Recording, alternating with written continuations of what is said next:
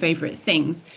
In Pali literature, because obviously of the audience and the context, it's a series for scholars and students of Pali literature and Theravada studies. But you'll notice that I snuck a little beyond in there.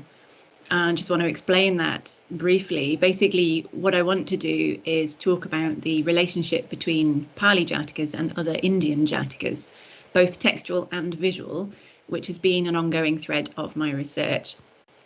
And that's because although quite a lot is made of the idea that the core of the Pali Jātaka collection, that is to say the verses, predates sectarian divisions, there's not actually really any evidence that that's the case for anything other than a few individual verses or story elements.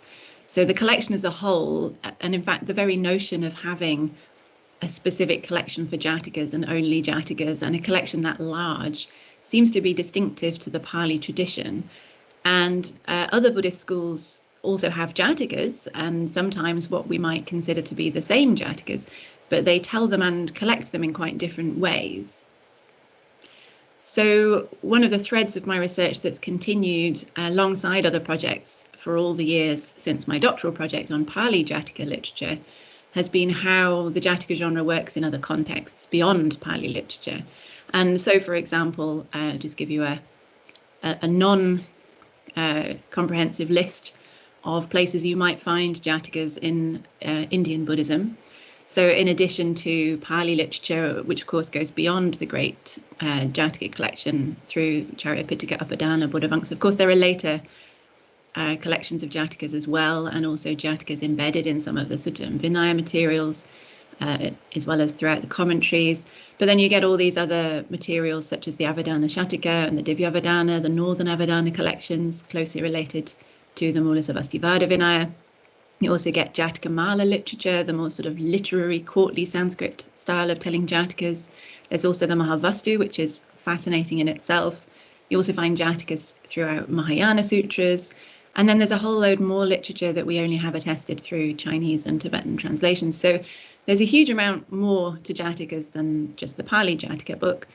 And then, of course, we have all the visual evidence for Jātakas as well.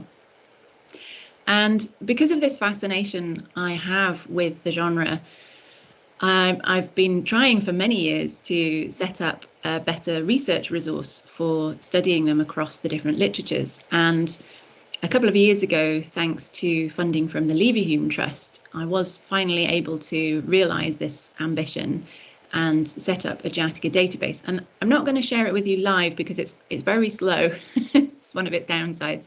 So you'll have to settle for some screenshots, which unfortunately will be far too small to really appreciate. But if you want to have a look at the resource while I'm talking or later, you can click on the URL. I believe that works for people here. You can click and have an explore yourself.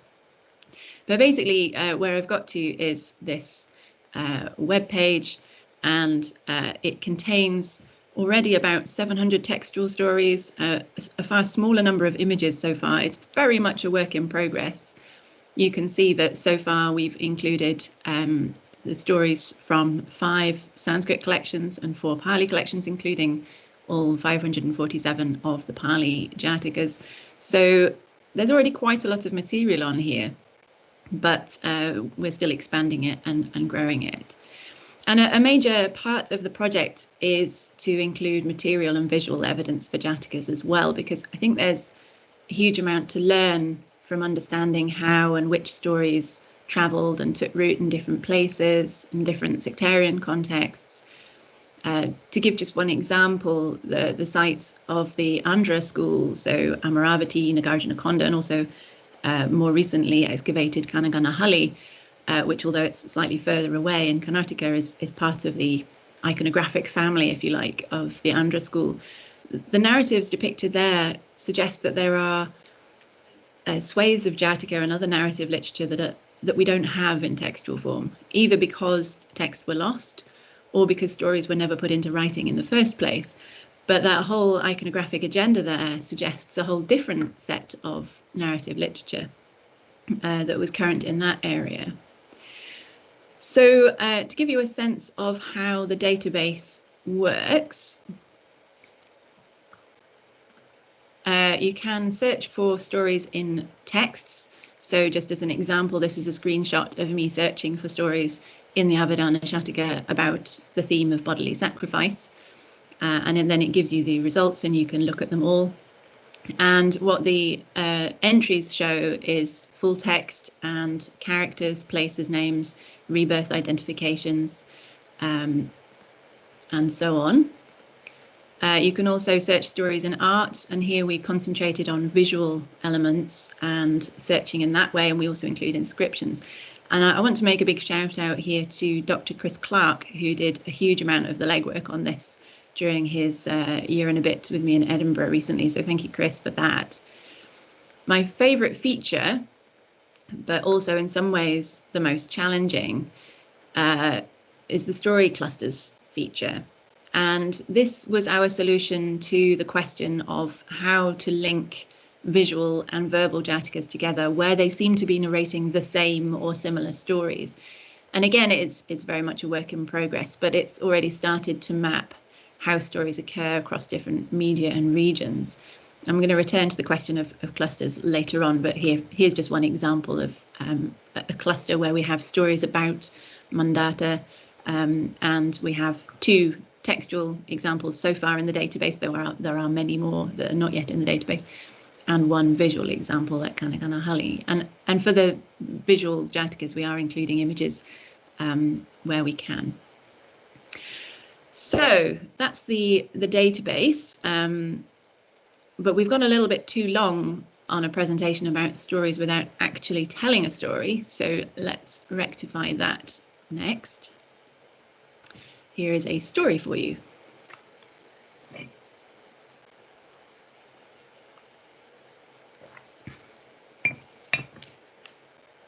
And that long pause wasn't just so that I could have a cup of tea, it was also to make a point, namely that it has generally been assumed that visual Jātakas are aiming to prompt a narration of a story in the minds of a viewer, and that they're supposed to affect the viewer very much in the same way as the hearer of a story. So viewing this visual Jātaka should be just like me telling you the story, and I suspect it probably wasn't. So we'll come back to that a little bit later in the talk. But meanwhile, let's just have a look at this image. So this is a stone relief from the early Buddhist site of Bharhut in Madhya Pradesh, and it dates perhaps to the 1st century BCE. It's actually 3 parts of a pillar, so you have to kind of reconstruct them in your mind. And it's a pretty dramatic image. It's one of my favourites.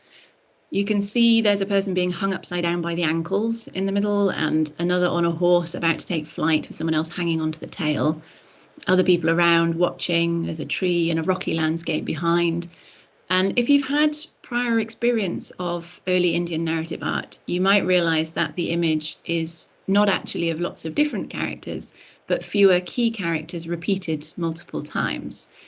So even if you don't recognise the story, you're probably going to be able to tell that it is a story, that something's going on here that involves characters and their actions and experiences over the course of time.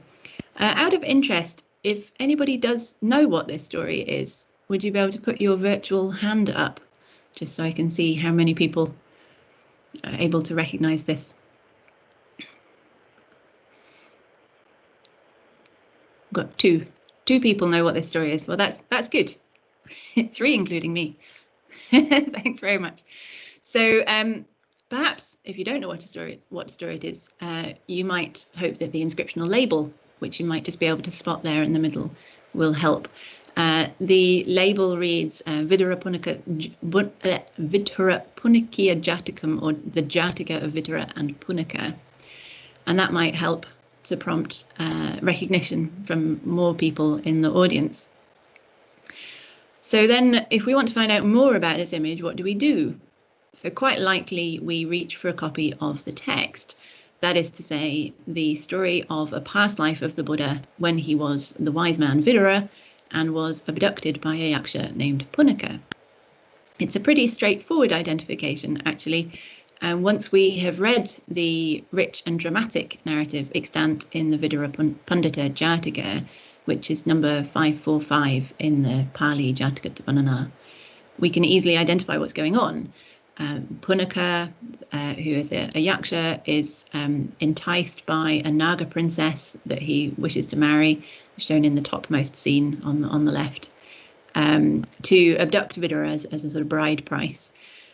Travels through the air on his magical horse, with Vidura instructed to hold on to the tail. And then, having arrived on a mountain, Punaka tries to kill Vidura, but Vidura converts him with a Dhamma talk, and Punaka then takes Vidura to the Naga realm, depicted again on the upper part of the pillar, where Vidura gives them all a teaching.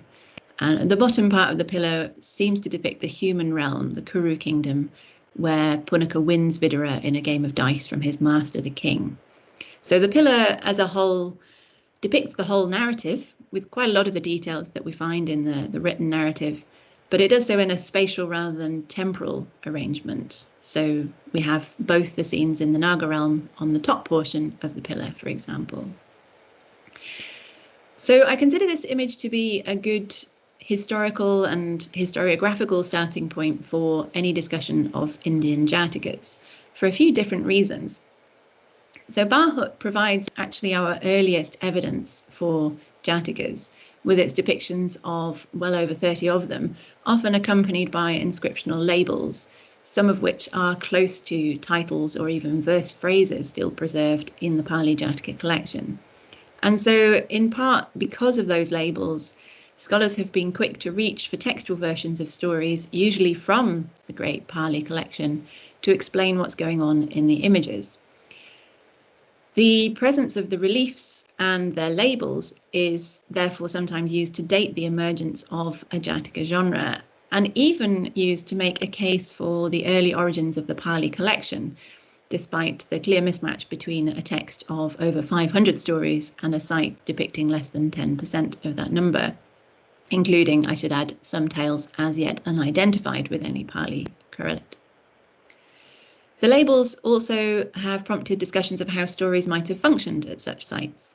So they've often been assumed to be mnemonic story prompts to help out monastic tour guides, perhaps, who would recall a story and then use it to edify and entertain the illiterate lay visitors that were assumed to be passing through.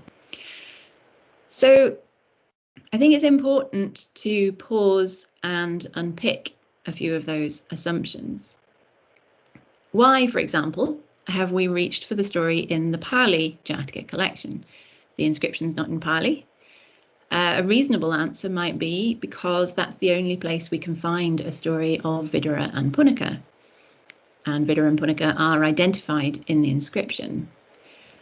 But in the collection that we have now, it's actually called the Vidura Pandita Jātaka, the birth story of Vidura the Wise. And Punaka is not important enough to even merit a rebirth identification in the extant Pali narrative, although 8 more minor characters are given an identification, which is interesting in itself.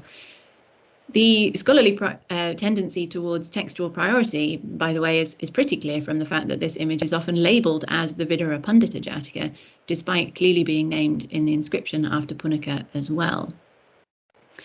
The vagaries of titling aside, the Pali collection might be the only extant textual narrative of the story of Vidura in an Indian language, as far as I'm aware.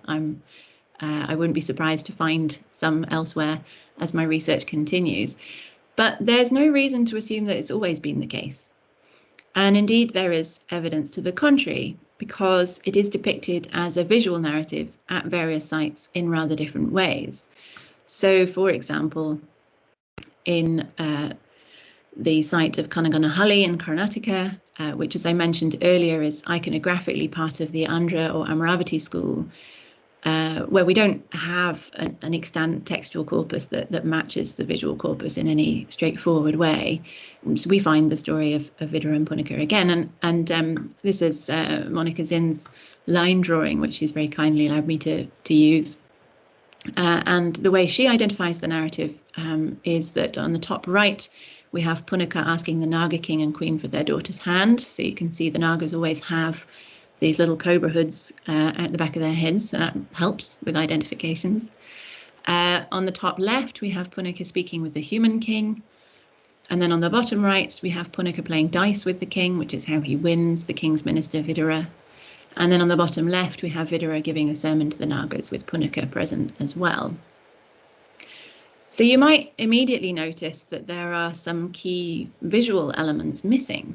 There's no flying horse, there's no swinging upside down, but we do have some of the core aspects of the story, and we have an inscription again, as at Barahut, clearly identifying the story as the Jataka of Punaka.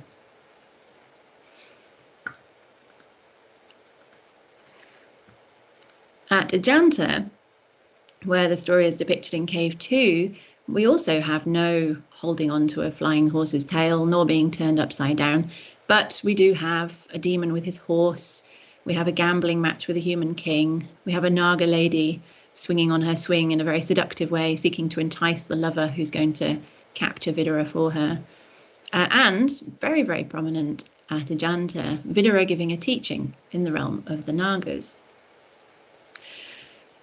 In other words, there were different narratives, visual and verbal, in circulation that offered different takes on the adventures of the wise Bodhisattva Vidura. And the classic narratological distinction between story, in other words, events, and narrative, that is to say, the telling of these events, can be quite helpful here. We might say that there are many narratives of the story of Vidura. In Ajanta, the focus would seem to be Vidura's teaching abilities, a scene picked up also in Amaravati. Meanwhile, the Pali text plays around with imagery in its elaboration on other scenes. For example, Punaka has this wonderful demonstration of the power of his horse, who's able to dance on water and all sorts, and also shows off the jewel that he plans to stake in the dicing match, which has various magical powers. So there's scope for the different narratives to elaborate on different scenes, on different aspects of the story. And the situation is complicated further by the presence of Vidura, wise minister to the Kurus, in the Hindu epic Mahabharata, where, however, he is not abducted by a yaksha, nor subjected to a precarious journey to the realm of the Nagas. His story is most definitely not the same, yet perhaps he is the same. After all, he is a wise teacher of the Dharma. Indeed, in the Mahabharata, he is the god Dharma incarnate. And he is advisor and steward, that is to say, kata, it's the same term in the Mahabharata as in the Pali Jātaka, to a Kuru king who is overly fond of gambling. And indeed, the king in the Pali Jātaka is called Dhananjaya, which is a name sometimes given to one of the Pandava brothers in the Mahabharata. The Pali text even contains a little resonance with a famous dilemma at the heart of the Mahabharata. I don't know how many of you are familiar with the Mahabharata, but one of the core turning points is when Queen Draupadi is lost at dice by her gambling husband king, and she challenges it, and she challenges the idea that she was owned by him, that he could have lost her, and through her actions and her arguments, she is able to actually regain the freedom of her husband and his brothers, who are also her husbands. There's a really interesting little moment in the Pali Vidura Pandita Jātaka where Punaka asks Vidura whether or not he is owned by the king. And if he is, then he's been won at dice by the demon and must leave his home and his family and go wherever his new master desires. And if he's not, then he may stay. So there's an obvious temptation there for Vidura to say that he's not owned by the king. But no, he considers that there's no refuge in the world better than the truth. And so he admits to being owned by the king. And because of that, he has to travel with Punaka off to the Naga realm. And it may well be that this little exchange is the reason why the story becomes associated quite strongly with the Bodhisattva's perfection of truth rather than wisdom, or as well as wisdom. So the vast intertextuality of Indian narrative reminds us that while we might consider the characters or events that make up stories as worthy of study beyond the narratives that contain them, so thinking about Vidura as a character that we might study not only in a particular text, but across different texts or indeed visual depictions. But ultimately, we've only got the narratives to turn to for evidence. So we're trying to study these characters, these stories, through a range of different visual and verbal evidence. And I hope that I've already managed to convince you that this narrative evidence should include images as well as texts. and also that we should be wary of assuming the priority or antiquity or universality of the Pali Jātakas. We see them as just one part of a huge range of Jātakas in circulation. Returning just to the Jātaka database, I noted that this has been set up to try to account for these different examples of Jātakas in text and art. So one of the ways in which we approached this was to consider each story in text as its own entry and each story in art as its own entry. So we're not trying to take an idea of a story of which there are different versions and different depictions.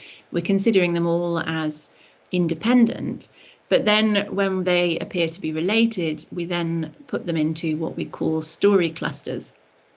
And of course, there's a fair bit of subjective judgment behind whether or not to set up a cluster or to include a particular narrative within it. But the idea is that it's a flexible concept that moves us away from the idea of versions and originals, but also moves us away from always treating narrative images as somehow dependent upon or explained by texts.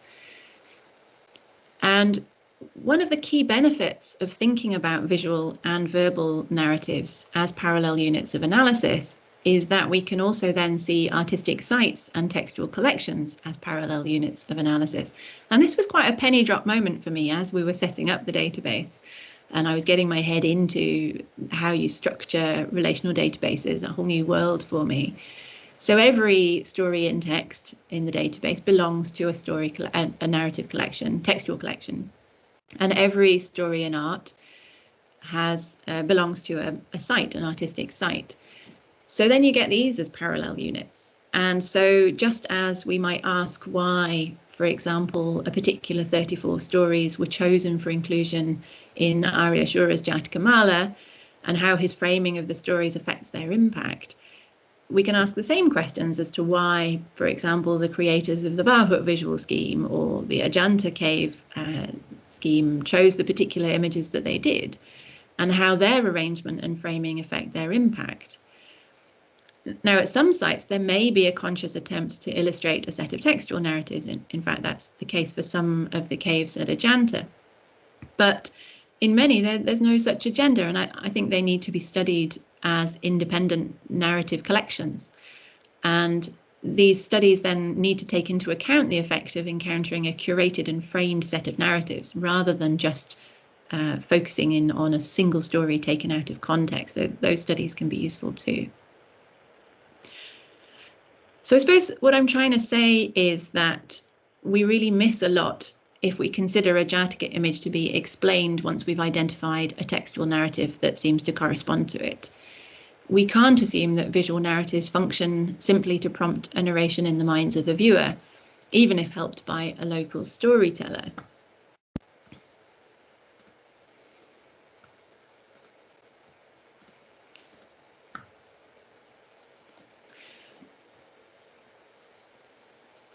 So, as Robert Brown pointed out long ago in a book that really influenced my own work right from the beginning of my postgraduate time, there's a lot of Jataka images that are depicted out of sight, either very, very high overhead or even sometimes covered up. And they're also often portrayed in single, rather enigmatic scenes that seem rather unlikely to prompt recognition in a visitor. And certainly Brown argued, and I've argued not dissimilarly, that their place in early stupa sites may well be more to do with sacred presence or the potency of the perfections or of Buddhahood itself than to do with any storytelling agenda. And of course, just as each textual collection may have a different purpose or purposes, so too with each site. So there is still a lot to learn. And I've been enjoying hanging out with art historians more and more in recent years, and a part of the database project involved a symposium and a volume which I'm trying to write the introduction to at the moment, bringing together scholars of textual narrative and visual narrative and thinking about some of the ways in which imagery works across those different media. And one of the things I've really enjoyed about this project is that seeking to understand Jataka images has actually helped me to understand texts better as well as the other way around.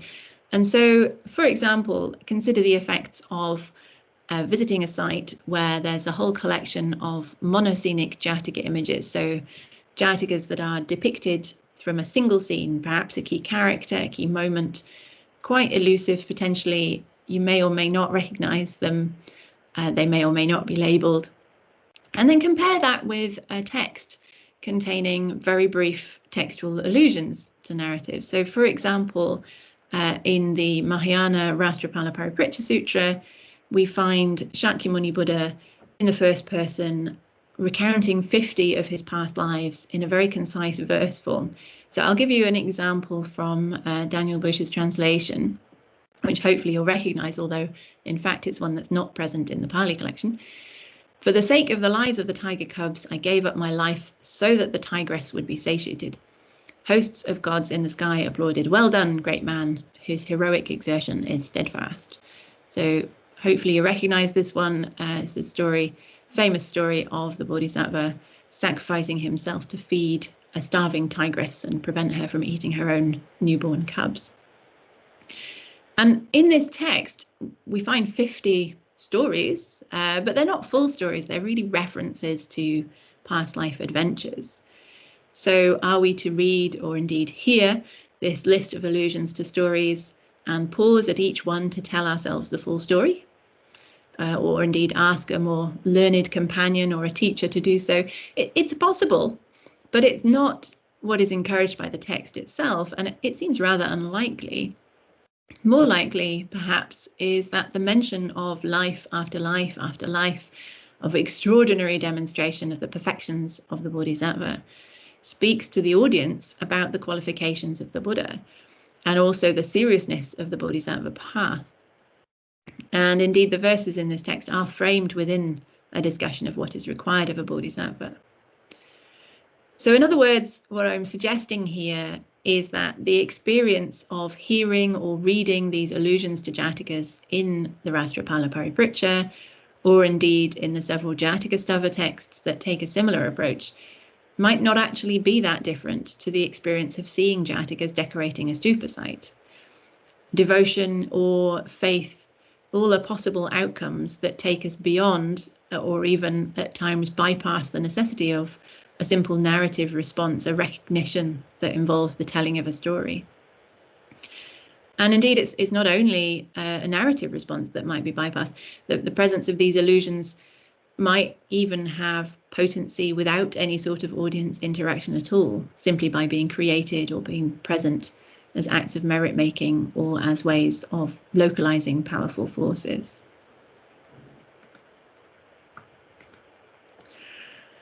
So I hope I've convinced you of 3 things in this brief talk. No, I hope I've convinced you of 4 things. I'm going to add one. Firstly, the one that I've just added, that it might be fun to have a little exploration of the database. I really, really enjoy this database far too much, and I hope that you can have some fun with it too, exploring its features. In terms of the research conclusions, though, I really would encourage you to consider looking beyond the Pali collection and making sure not to assume that the Pali collection represents a single early Buddhist perspective on the Buddha's past lives. It really was one of many perspectives on what a Jātaka is and is for, and indeed how it might function at different sites and in different texts. Secondly, I hope I've convinced you, oh, that's become thirdly now, I've confused myself with my extra firstly. Thirdly, that it's worth bringing visual and verbal narratives together, learning from both media and using such explorations to gain a fuller picture, pun fully intended, of what Jātakas meant to early Buddhist communities. And fourthly, or thirdly, and finally, that as well as looking at individual stories, we can learn a lot by paying attention to the framing both of textual collections and of visual or material sites, in order to try and understand this wonderfully rich genre that is the stories of the Buddha's past lives. So I'll leave it there and look forward to any questions or comments you might have. Thanks very much.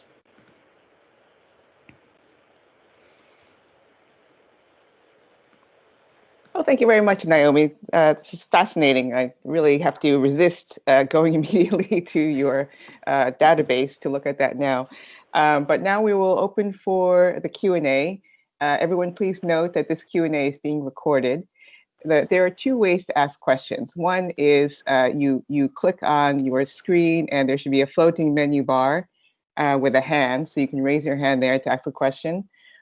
Or you can write your question in the chat and then I will read the question. So please go ahead. Does anyone have a question for Naomi? Well, maybe while people are still thinking, well, I see Kate. Okay. It's because I wanted Naomi to say a bit about her books in relation to this project, particularly the recent book. So if she could just update us on the publications, that would be really great. Thanks. Sure. Okay, thanks. That's a good invitation. So, and I think I saw that there was some posting of a book there. Yeah, so my latest book, Many Buddhas, One Buddha, is all about the Avadana Jātaka, which is a slight digression. And it was a digression that began because I was interested in the Jātakas in that collection. And after I dealt with the Jātakas, I got kind of too sucked in and couldn't put the text down, and teamed up with some other scholars to try and tackle the whole collection, and ended up with this book that covers the 2 chapters of Jātakas, but also a chapter of stories about predictions to Buddhahood, and a chapter of stories about Pratyeka Buddhas, which have become a fascinating tangent too. So that book is a slight tangent in some ways. And I guess, though, my 2 strands of research have really carried on right from the beginning. One is Jātakas and Buddhist literature. And then the other is thinking about the broader contexts more. So there's very much been a thread of interest throughout. Probably Buddhist studies audiences don't know my other books so well, but I've got one on karma and rebirth stories in Buddhist and Jain literature, and one on characters shared across Buddhist, Jain and Hindu stories, which for some reason doesn't include Vidura, but it should do. Maybe there's another project there. And then the current project, the database, is still growing. It's very much a live project. And I mentioned this volume I'm editing, this wonderful symposium I had almost exactly a year ago in Edinburgh. And the volume for that is coming out with Equinox next year, assuming I manage to finish my introduction before then. And that's called Visual Narratives and Narrative Visions in Indian Buddhism. And it's a brilliant collection of a mixture of scholars of texts and scholars of art. So there's Monica Zinn has a chapter in there, John Strong, Natalie Gummer's got a chapter in there. It's a wonderful, I'm so lucky to have got such a wonderful collection of scholars together to talk about some of my favourite questions and topics. So that one is one to look out for. Thank you, Naomi. We have a question that's come up in the chat, and it says, just a basic question, can we use Pali Jātaka of Punaka to study Middle Period Buddhism or 3rd century BC, appears at Barhut 1, I assume, 5th century CE, or can we not treat it as a historical source until as late as 5th century CE? Oh, such a basic question, but such a complicated question. I think it's a part of the picture. I think it's a tricky text because it's many layered, and there's no simple way of excavating those layers. So the verses are certainly considered to be older, and they seem to be an older form of Pali. The commentary was not fixed until the 5th century, or maybe even the 6th century CE. But we know that there must have been some kind of prose circulating around those verses, because they make precious little sense without the prose. So some aspects, when you start digging into individual stories, some aspects seem to be quite old, and then maybe attested in other stories, in other contexts. And some aspects seem to suggest a commentator that may have misunderstood what's going on, or may not have been familiar sometimes with wider Indian narrative motifs. And that's been quite interesting when I've been studying some of the connections between the Pali Jātakas and Indian epic literature, for example, Mahabharata and Ramayana, because you get the impression sometimes that the stories by the time the stories are getting this commentary, they're quite rooted in a sort of Theravada world, away from such a strong influence from other Indian narrative circulations that they might have been more prominent when they were first being formed. So there are some misunderstandings that creep in that make for quite interesting reading. So I think the answer is we can't treat it as a straightforward historical source for any period, actually. But we certainly can't assume that it is early Buddhist Jātakas. It is the product of quite a long period of evolution, and it contains one thread of perspectives on Jātakas in Indian Buddhism. Does that answer the question reasonably? It sounds great to me. We'll see if if this particular questioner has. Oh yes, it says. They say thank you. Okay. Are there any other questions? Perhaps while people are here, Peter, please unmute yourself. Yeah, it's less a question on the specific content of what you've been talking about, but just to raise the issue that both Kate and I are involved with the consultation with the International Red Cross about Buddhist ethics and international humanitarian law. That's the law of war. And it certainly seems that the Jātakas are likely, well, we've seen come across some which are relevant to kind of Buddhist attitude to moderating, reducing suffering during armed conflict. And I'm sure with your knowledge of the Jātakas, you might be able to point us towards some good Jātakas to look at. Maybe I can contact you by email about that. But, yeah, I might just send you off to the database. I think that. Oh, you might well do, yes. So one of the reasons I'm so excited about this database is because I have a terrible, terrible memory, and I'm very often contacted by people, actually quite often art historians. They just send me a photograph and say, any idea what Jātaka this might be? And I never know. I never ever know. And so one of the reasons for the database is to provide that. It is a resource for me. It's a memory jog for me, but also for hopefully for other people as well, to sort of search through. And you can limit the search by text as well. You don't have to be interested in all the Sanskrit materials. But yeah, certainly, I think one of the tricky things, though, with treating the Pali Jātaka collection as a source of ethical guidance is that it is very variable. Yeah. So, I mean, not dissimilar to the Bible or something else. You know, it's you could probably find support for pretty much any position in a story there somewhere. Mm-hmm. So it becomes sometimes a bit of an exercise in cherry picking, I think. But on the other hand, there are some great cherries there. So why not?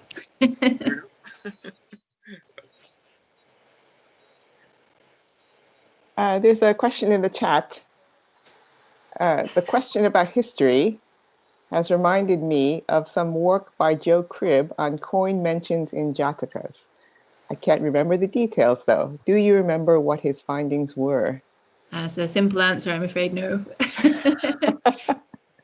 But that's such a good point, actually. I have a vague memory of having come across that. I should have a look through again. Certainly relevant to dating. I have a question as well. We've been talking about quite ancient stuff, examples from your database. Do you have a time limit on the scale of this? I mean, are you going to include contemporary paintings, for instance, of Jātakas? I certainly would love to. I mean, with these sorts of projects, it's about the resource. So that is to say, the money. It's reached the end of phase 1. That's it now. Certainly there are plans to expand it, but I think probably it won't go modern for a while. I think the next stage is to finish the Indian stuff and add a lot more of the art in. And we've got a lot of stuff we're getting ready behind the scenes. I mean, Ajanta is going up soon. Very kindly, Dieter Schlingloff has shared a whole load of his materials, and we've also been able to digitize some of the old photographs from the Yazdani volume. So Ajanta will be going up there next, and then other Indian sites and texts. And then actually, I really want to get some of the Chinese and Tibetan materials on, because there's some really interesting evidence for Indian Jātakas in some of these other languages. So I think it will probably go into different languages before it goes modern. But who knows, maybe if I manage to carry on in this career for another few decades, who knows where I'll get to by the end. Yes, it would be tremendous. And I see a hand raised from Anthony. Anthony, would you please unmute yourself? Yes, thank you for the wonderful talk and for the database. I think it will help many people. I wanted to pick up on something that you had just said and ask a little bit of a guilty question, but it has to do with the role of Jātakas or maybe Avadanas framing other texts. And I'm particularly thinking of the Milinda Panha and the kind of the Bahira Kata or the Kuba Yoga of that frames that. And what's really interesting is in the Chinese version, you actually have that connected with the birth story of the king elephant, when the king elephant and the Buddha go to the forest. And then I think the king elephant is actually reborn, eventually becoming Nagasena. And then in the doctrine of the jewels, let's see, make sure I'm getting this right. Jewels of the Doctrine, in Sri Lanka, which is a little bit of a reworking, it actually has that same elephant birth story in there. So I guess I was hoping if you could talk a little bit about the idea of these kind of stories framing what we consider texts that are not Jātakas, and then if you have any specific insights into this whole Milinda Panha Bhikshu Nagasena Sutra nexus. Yeah, thanks. Really interesting questions.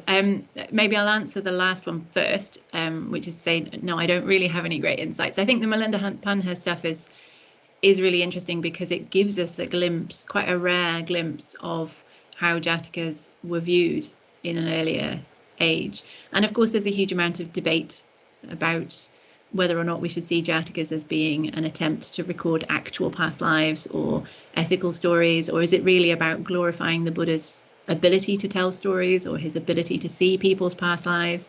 So there's a lot of other things going on in that the sort of perception of the genre, but in some ways that also speaks to your other question about framing. And I think we have had this problem in Western scholarship on Buddhist narrative literature, which is much less of a problem now, but it certainly has been a problem, of just tending to see stories as being just stories.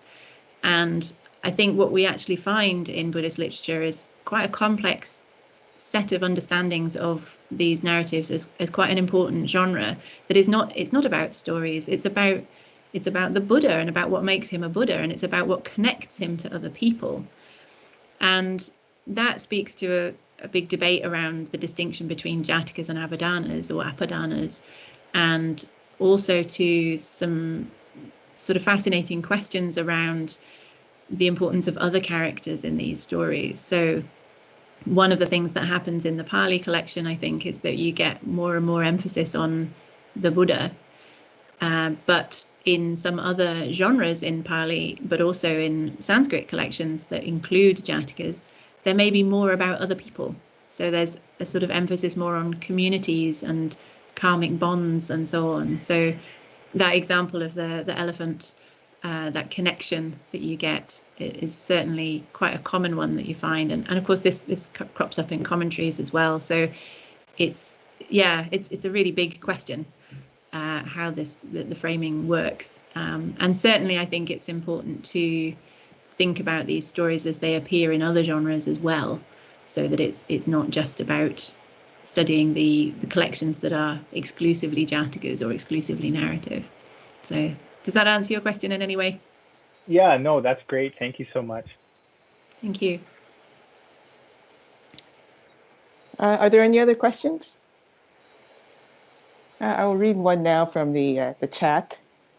It says, given the way that crowd science has transformed astronomy, particularly through enabling the watching of larger expanses of space together, and the vastness of the Jataka literature, have you considered crowd science for the database?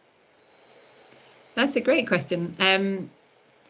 Yes and no, in as much as I've certainly put out a general invitation to anybody who has any hidden notes of all the Jātakas in a particular text or place or images to get in touch and to contribute. I'm not holding the reins in any particularly controlling way. But I think there's also, perhaps what you're talking about is the potential for people to be really creating an extra layer of the metadata for each of these stories. So I think it's just, for me, it's just about the logistics of it. You know, how would I do that? It's already been quite an interesting exploration into the structures of relational databases for me. But if you've got any tips, I'd love to hear them.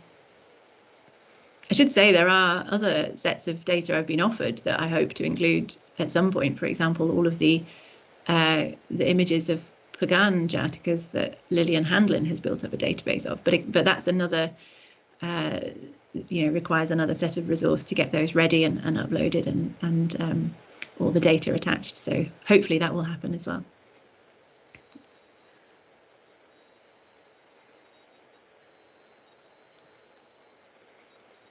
Are there any other questions? Yes, Kate, please unmute yourself. Hello, I'm not asking a question at the moment. It's just while people are thinking of their questions, I'd just like to remind people of Stephen Kemper's talk on Anagarika Dhammapala and enfranchising Sri Lankan laity next week. And then the following week, we have Becca Nelson talking about Thai Buddhism and single-use plastic. We also have a series of other talks. They're not on the website yet, but we decided to extend the talks until the end of Wasa. So Wasa ends the end of October. So we've got talks until the end of October, and we'll put those up soon. And the recordings for most of the talks are already up there. Thanks a lot. Sorry for the interruption.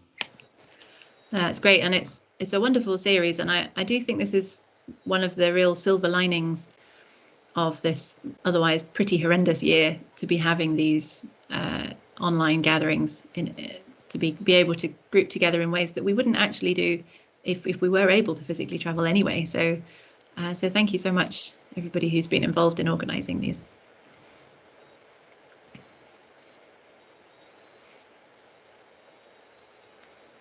I suppose there are also other kinds of media in which Jātakas appear. So there could be films, songs, other kinds of recordings. Yeah, that's another question I've grappled with. So I suppose at heart, I'm still really an ancient historian type. So I'm interested in the early period, for which really the media we have are texts and images and occasionally inscriptions. But certainly I enjoy a good Jataka opera as much as the next girl. There's all sorts of fantastic stuff going on, particularly in the Theravada world, that it is wonderful to watch. And I think I mentioned before we started, I was clearing out my office yesterday because I'm moving offices, and found all sorts of fun stuff that people have sent me over the years. I've even got a Jataka t-shirt, it turns out. What is on that? Advertising the set of Jataka operas that came out relatively recently in Thailand. So yes, so there's definitely scope for huge expansion, and obviously cartoon books and all sorts as well. So this could get quite out of hand in the end, but with all things, you've got to start somewhere. I know. I imagine. I mean, it just sounds like a completely amazing resource, but the amount of information is difficult to manage and I think to catalog.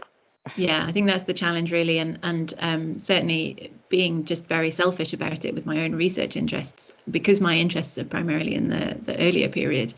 I'm unlikely to be prioritizing putting on the recordings of, I see in the comments, a suggestion of contemporary performances of the Jātaka. I mean, I think that's a fascinating area of research, and I love reading about it and hearing about it. But because it's not my own research priority, it would be for somebody else to gather these materials together, and certainly we could find space for them. Can you tell us a bit about your other ways of managing this material? Because I seem to remember you were trying to tweet the stories. I gave up on that. Yeah. It is a large body of literature. So tell us about your, what you have done and what you found can't be done at the moment. Yeah, I I do get lost in it, and especially because I keep accidentally adding additional large bodies of literature to my interests. So, you know, the year I suddenly decided I was in love with the Mahabharata and needed to do a project on Jātakas and the Mahabharata, there's just too much fun stuff to read, isn't there? And as I mentioned, my memory is not good. So I do have various copious notes around the place, but really the database is the best system I've come up with. As you mentioned, I did try and tweet them a while ago, partly to just make myself reread them. But that fell by the wayside. I'm afraid I quit Twitter around about the same time as a certain person became a president. I didn't want to be sharing a platform, so that just fell by the wayside. And I have tried various forms of keeping notes, but actually I'm quite converted to this relational database structure, that it's a better brain than mine for this type of material. And the more I can get on there, then the more hopefully it will be of use both to me and for other people. There is a question in the chat which says, have you thought any about children as audience versus adults, and how such audiences might have influenced the story elements or the narrative? Could you also say a bit more about the difference between story and narrative? Okay, thanks. Yeah. Yes, I have thought about children as audience versus adults. I think this is again where it's so tempting to generalize, and there's so much evidence of diversity. So some of the Jātakas in the Pali collection are really dirty, like really, really definitely not for children. In fact, quite a lot of them are also quite clearly aimed at a monastic audience and have particular themes that are relevant to a monastic audience. There's a huge variety in the Pali collection, and then even more so once you look outside it. So yes, it's certainly possible that some stories may have been particularly popular with children and may have adjusted in that way. But I think actually the ones that we have preserved in the textual collections that come through the religious literature channels tend not to be. They tend to be for an adult audience and often for a monastic audience. So, I mean, for example, the Avadana Jātaka stories are very, very highly devotional. They seem to be really for an audience of people trying to explore and express their faith in the Buddha and his greatness and his miraculous abilities and his revelation of past lives and future lives and all sorts. So it's really not about telling an animal story to a child to express a simple moral story. That doesn't seem to be how these stories are working in most of the textual collections, but there you go. Now I'm generalizing. Story and narrative. So the classical narratological distinction is between the events that make up a story and then an expression of those events in a narrative. That can be a helpful distinction. I find it a helpful distinction, but it can also cause problems in that it sort of implies that there's a story behind or before a narrative expression of it, whereas actually narrative theorists really emphasize the fact that there isn't a story outside of a narrative, but at the same time it's story plus narrative discourse equals narrative.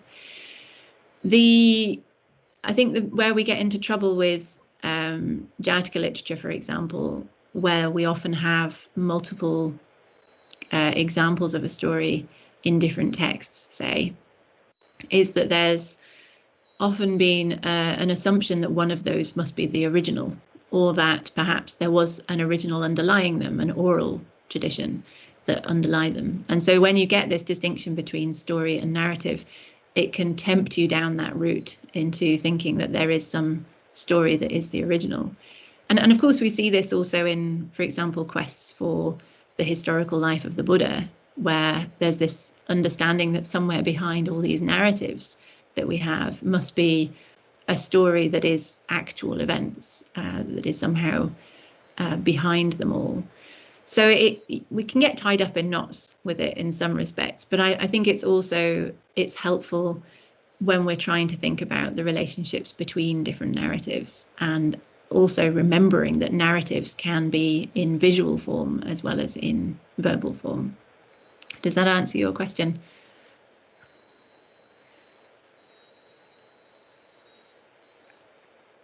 It sounds very complete to me, but we'll see if there's yes. Okay, the first yes, good. Yes. Okay. Excellent.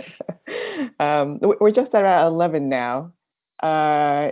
Is there any more questions? Otherwise, we may wind it up here.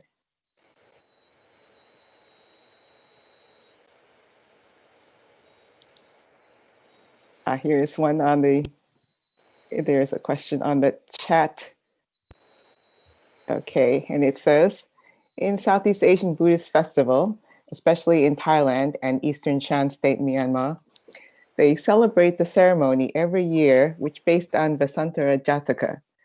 Why this Jataka is very famous than any others in the aspect of offering or doing dana, and how the Western perspective sees on this narrative ceremony and good activity. That's a great question for just at the very end. Big long answer. Yes, so the Vasantara Jataka in the Great Pali Jātaka of Punaka collection, the Vasantara Jataka is the last story. It's the longest story, and it gains this tradition at some stage that it's the last human lifetime of the Bodhisattva. And it becomes very, very important in Theravada tradition. And yeah, as you say, these wonderful festivals and ritual reenactments and processions of scrolls and all sorts of interesting things that go on around the Vasantara story.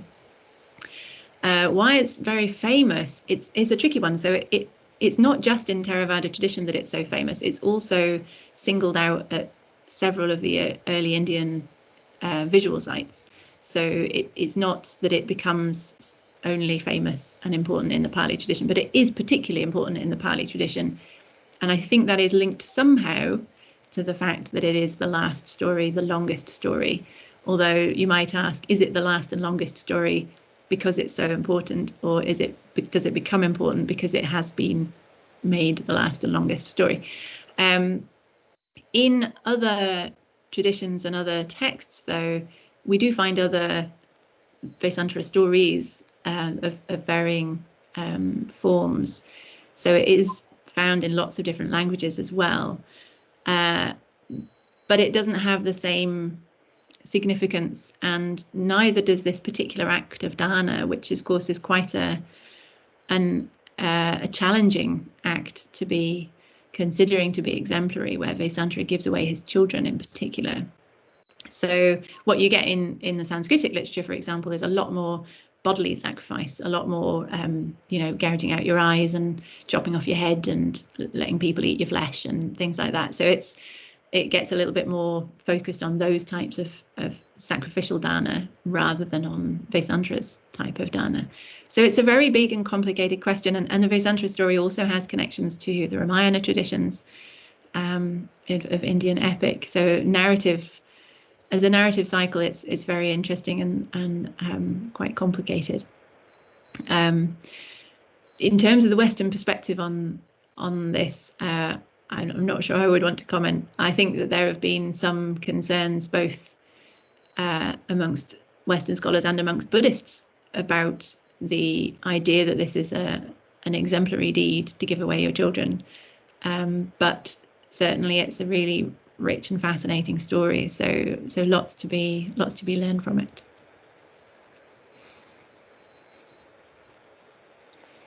Thank and lots you. to read about it. So I'm certainly not, I don't specialize in this Jātaka, but there's been an awful lot published about it that makes for interesting reading. Yes, it almost seems impossible to discuss Jātakas without mentioning a Vasantara story.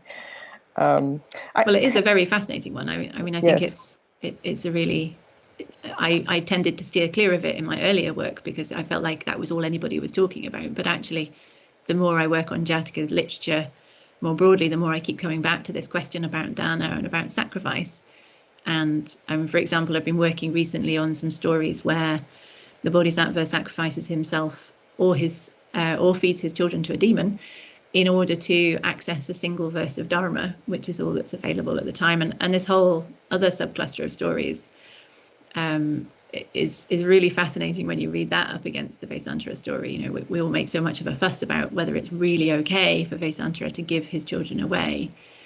And then there's this whole other set of stories where the Bodhisattva is feeding his children to a demon. So yeah, we maybe need to be a bit more balanced in how we see the different literatures.